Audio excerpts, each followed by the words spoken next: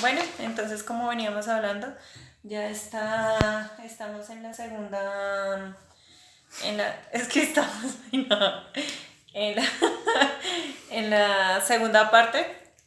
Estamos hablando de nosotros a Dios. Ahora vamos a hablar de Dios hacia nosotros, de Él hacia nosotros.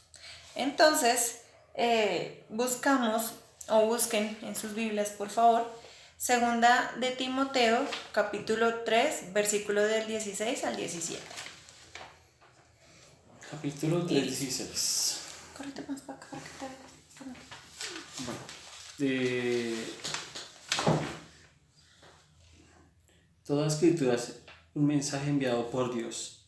Es útil para enseñar, para reprender, para corregir y mostrar a la gente cómo vivir de manera que Dios manda, para que el siervo de Dios esté listo y completamente capacitado para toda buena obra.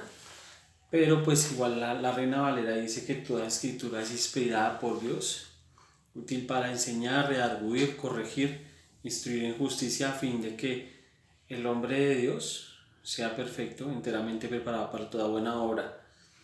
Tenemos la nueva traducción viviente también, que es muy interesante, pero vamos a desglosarla con los puntos. Entonces, lo primero que encontramos en segunda de Timoteo es algo bien especial porque dice que es inspirada por Dios. Y pues buscamos en una Biblia de estudio, dice que inspiración significa soplada por Dios. O sea que es un soplo de Dios. Y eso me hace recordar en Génesis cuando habla acerca de la creación del hombre, que dice y sopló de él, sopló sobre él o hacia él aliento de vida y tuvo vida Adán. Es lo mismo acá, inspiración, o sea, soplada por Dios. La palabra, toda la palabra de Dios es inspirada, o sea, es un soplo de aliento de vida de Dios hacia nosotros. Por eso es que cada vez que nosotros leemos la palabra de Dios, nos lleva a querer mejorar. Y como decía ahorita Leito, lo vamos a desglosar por puntos. Lo primero que nos dice es que nos enseña. ¿Qué nos enseña? Nos enseña lo que es la verdad. Es útil primero para qué? Para enseñar. Y nos enseña qué es la verdad. El segundo es rearguir. Listo, entonces, redarguir, la nueva traducción viviente dice hacernos ver lo que está mal en nuestras vidas, ¿sí? Sentido de que cuando la palabra de Dios toca la conciencia, ¿sí?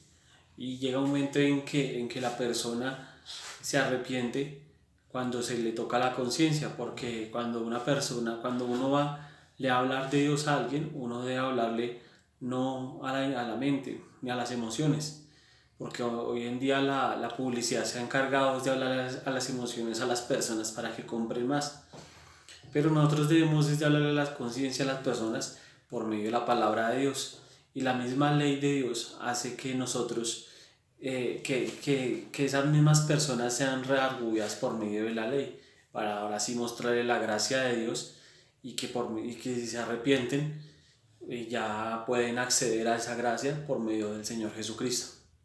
Entonces por eso también cuando Dios habla a nuestras vidas, Él no nos habla ni a nuestras emociones, sino nos habla, ¿qué mamá? La conciencia. A la conciencia.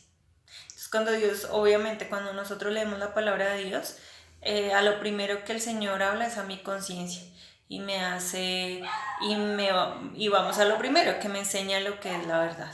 Me enseña la verdad de mi vida, de lo que estoy, en lo que estoy viviendo. Lo tercero, entonces la primera es enseñar, la segunda es redarguir, la tercera es corregir y nos corrige cuando estamos equivocados.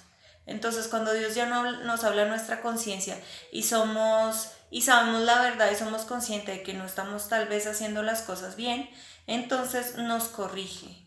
Nos corrige que cuando estamos equivocados. Y esto también me hace pensar de un papá hacia un hijo, una mamá hacia un hijo. Lo corrige no para castigarlo o para maltratarlo, sino por amor, porque se preocupa por él, porque quiere que su hijo crezca bien, que crezca sano.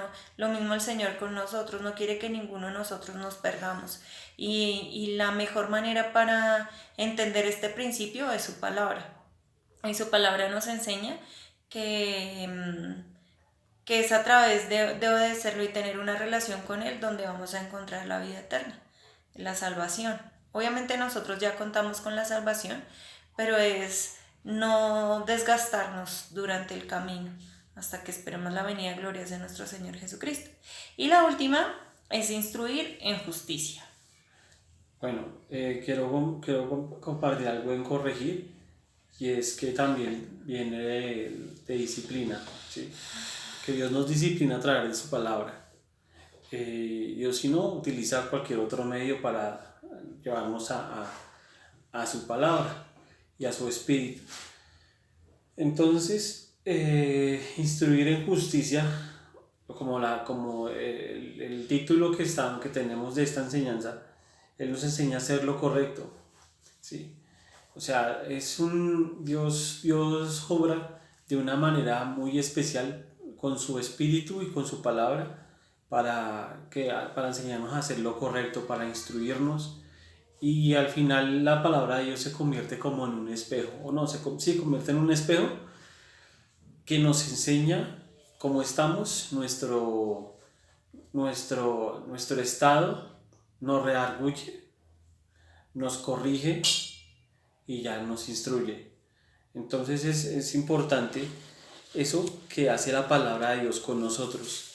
Primero vimos en el primer video cómo cómo debemos hacer nosotros con la palabra de Dios, y ahora lo que la palabra de Dios hace en nuestras vidas. Entonces resulta que ya...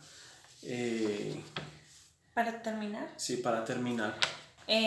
Para terminar, entonces, ¿cuál es el propósito de Dios? Desde que empezamos a leer Josué 1, como les decía, 7 y 8, nos dice al final del versículo 8, obedezcan para que tengan éxito. O en otras versiones dice, y les irá bien. O sea, nos habla de alcanzar el éxito o estar bien. Entonces Dios nos promete ese éxito, pero ese éxito no es el que el mundo nos brinda o nos muestra, o tal vez nos vende con mentiras que el éxito es estudiar una carrera, pisar una universidad, tener propiedades, casas, no sé, carros, en fin. Eso no es el éxito.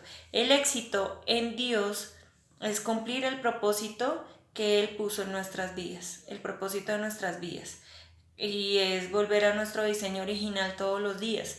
Lo que pasa es que el mundo nos desdibuja, haciéndonos comparar, digamos que en cuanto a las mujeres, que la mujer tiene que ser delgada, que tiene que ser X o Y, que tiene que tener la figura, mejor dicho, guau, el cabello tiene que ser mono, o mono y si no negro, o si no o sea, son muchas cosas que nos desdibujan del diseño original. Y en cuanto a los hombres es lo mismo, entonces que si el hombre no tiene carro, que si no tiene una casa, que si no tiene lo mismo, un estudio universitario, entonces No es exitoso. no es exitoso, y eso es mentira, porque esa es la mentira que el enemigo nos vende. Y a veces, lastimosamente, pues nosotros caemos en ese juego de hacerle más caso a lo que el mundo nos ofrece que a lo que nos ofrece Dios. Por eso hoy Dios nos está hablando a cada uno de nosotros, a ustedes, volver a nuestro diseño original. ¿Y cómo encontramos ese diseño original? Por medio de su escritura, por medio de la palabra de Dios.